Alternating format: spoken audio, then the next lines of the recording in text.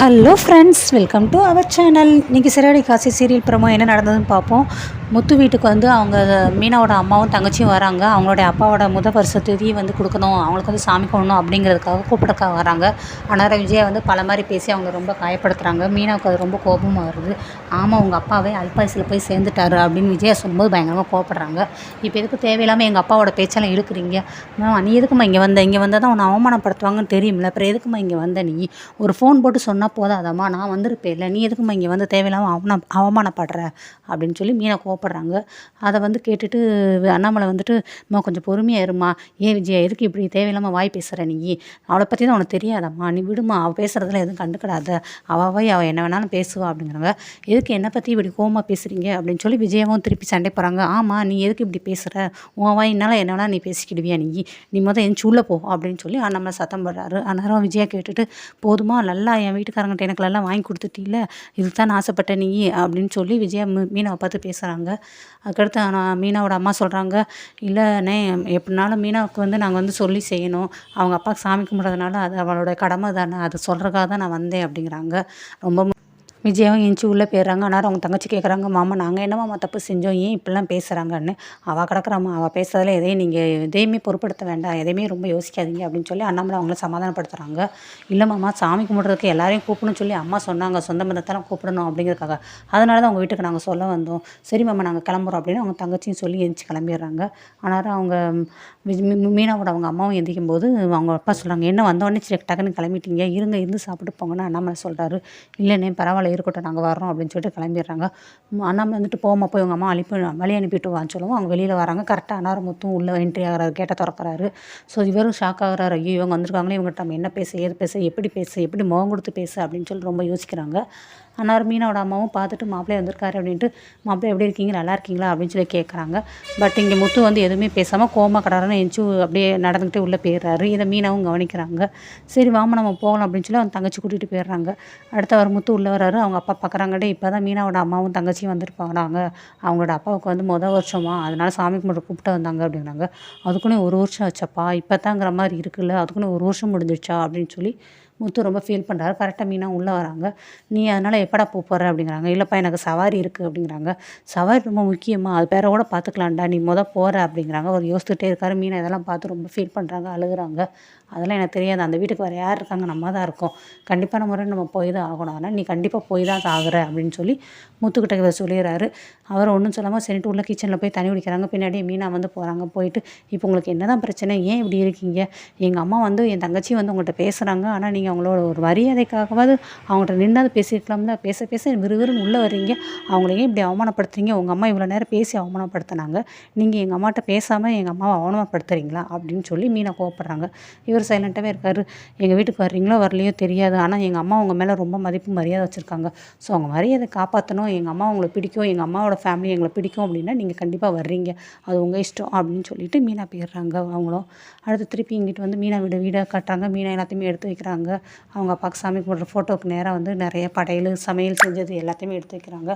மீனா வீட்டு பக்கத்தில் இருந்து ஓவராலாக வர்றாங்க. என்ன மீனா, உன் வீட்டுக்காரர் எங்கே அப்படிங்கிறாங்க. இல்லைக்கா, வேலை இருக்குது, வேலையை முடிச்சுட்டு வந்துடுவார் அப்படிங்கிறாங்க. அந்நேரம் சத்யா கையை உடஞ்சி பக்கத்தில் உட்காந்துட்டு, ஆமாம், அந்த ஆள் வர்றது ரொம்ப முக்கியம் அப்படின்னு சொல்லி சத்யா வந்து முத்துவை பற்றி பயங்கரமாக உள்ளுக்குள்ள மனசுக்குள்ளே நினைக்கிறாங்க. ஓவராலாக வந்துட்டு இருக்கும்போது மீனாட்ட கேட்குறாங்க, என்ன மீனா, உனக்கும் உன் வீட்டுக்காருக்கு எதுவும் சண்டையா பிரச்சனையா அப்படிங்கிறாங்க. இல்லை, அதெல்லாம் ஒன்றும் இல்லைக்கா அப்படின்னு சொல்கிறாங்க.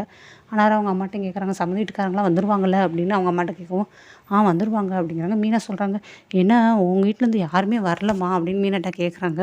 இல்லை, எங்கள் மாமா வரேன்னு தான் சொன்னாங்க, நான் தான் அது யாரும் வர வேண்டாம், மாமா கஷ்டப்பட்டு வரணும்ல, வேண்டான்ட்டே, அவர் வந்தால் வராரு, வரலாட்டுனா இருக்காருன்னு ரொம்ப நேரம் வெயிட் பண்ணிகிட்டே இருக்காங்க, யாருமே வரல. அங்கே இருக்க ஒரு வயசானவர், ஏம்மா ராகுகாலம் வரப்போதுமா, சீக்கிரமாக அதுக்கு முன்னாடி சாமி கும்பிட ஆரம்பிங்கம்மா, அவங்க வரும்போது வரட்டும் அப்படிங்கிறாங்க.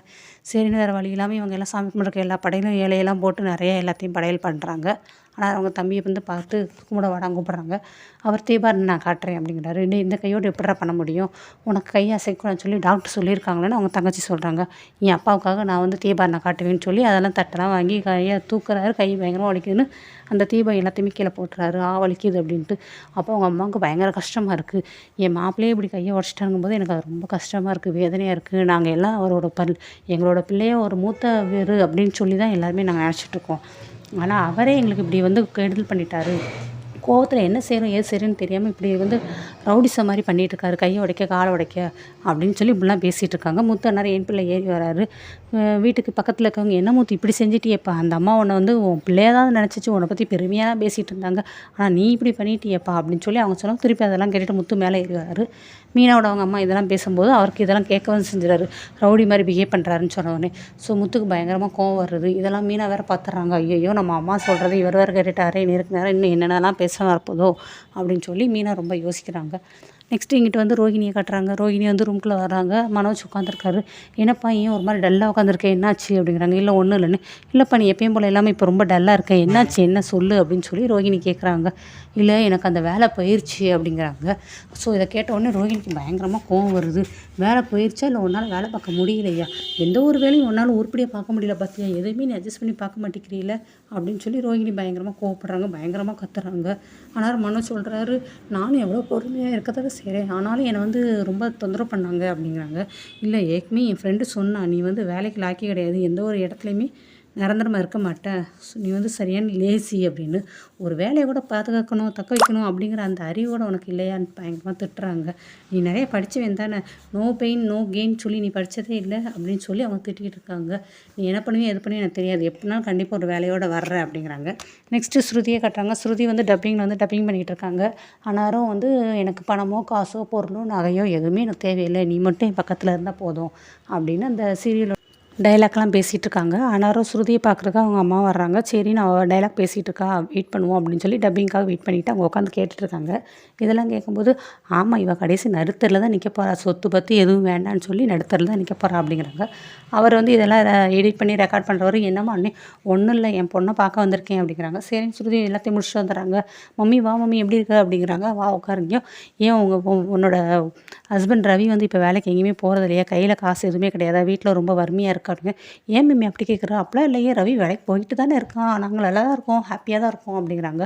இல்லை அன்றைக்கி நீங்கள் இந்த மாதிரி சைக்கிளில் போனீங்களே, சைக்கிளில் போனதை நான் பார்த்தேனே, உடனே ஸ்ருதிக்கு பயங்கரமாக சிரிப்பு பயங்கரமாக சிரிச்சிட்டு, அதுவா அது வந்து நான் முத ரவியை என்னைக்கு மீட் பண்ணேங்கிறத சொல்லி அந்த டேட்டை சொன்னேன், ரவிக்கு மறந்து போச்சு, ஸோ அவனுக்கு பனிஷ்மெண்ட் கொடுக்கணும் அப்படிங்கிறதுக்காக அன்றைக்கி நான் வந்து சைக்கிளில் உட்கார வச்சு அவனை வந்து நீ தான் பெடல் பண்ணணும்னு சொல்லி அந்த மாதிரி போனோம், இது ஒரு ஃபன் தான் மம்மி, இதில் என்ன இருக்குது அப்படிங்கிறாங்க. ஆக்சுவலி பார்க்க போனால் நாங்கள் கார் வாங்க போகிறோம், நாங்கள் கார் வாங்குறதா பிளானில் இருக்கோம், நாங்கள் அதை பற்றி பேசிக்கிட்டு இருக்கோம் அப்படிங்கிறாங்க. ஓ அப்படியா, அதானே பார்த்தேன், உன் அச்சா தான் ரொம்ப அதை பார்த்து ஃபீல் பண்ணார், இப்படி சைக்கிளில் போகிற அளவுக்கு என் பொண்ணு வந்துட்டாலேன்னு சொல்லி உன் அச்சா தான் ரொம்ப அதை பார்த்து கவலையாக இருந்துச்சு அப்படிங்கிறாங்க. சரி ஓகே இந்தா அப்படின்னு சொல்லி ஒரு கவர் எடுத்து கொடுக்குறாங்க. இது என்ன உடனே, உன் அச்சாவுக்கு வந்தது தான் இது, வந்து டூர் வந்து எங்கே வேணாலும் நம்ம டூர் போகலாம், இது வந்து ஃப்ரீ கூப்பன்ஸ் மாதிரி தான், நாங்கள் 2 பேரும் இருக்கோமே, நாங்கள் எங்கே போக போகிறோம், அதனால தான் உனக்கு கொடுக்க வந்தோம், நீயும் உன் ஹஸ்பண்டும் போயிட்டு வாங்க, நாங்கள் 2 இதில் போக முடியாதுல்ல அப்படிங்கிறாங்க. ஓ அப்படியா, சரி ஓகே மேம் ரொம்ப தேங்க்யூ அப்படின்னு சொல்லி அந்த டூருக்கு போகிற கூப்பனையும் வாங்கி வச்சிடுறாங்க. ஸோ இதுக்கடுத்து என்ன நடக்கிறத நம்ம பொறுத்து காப்போம். தேங்க்யூ.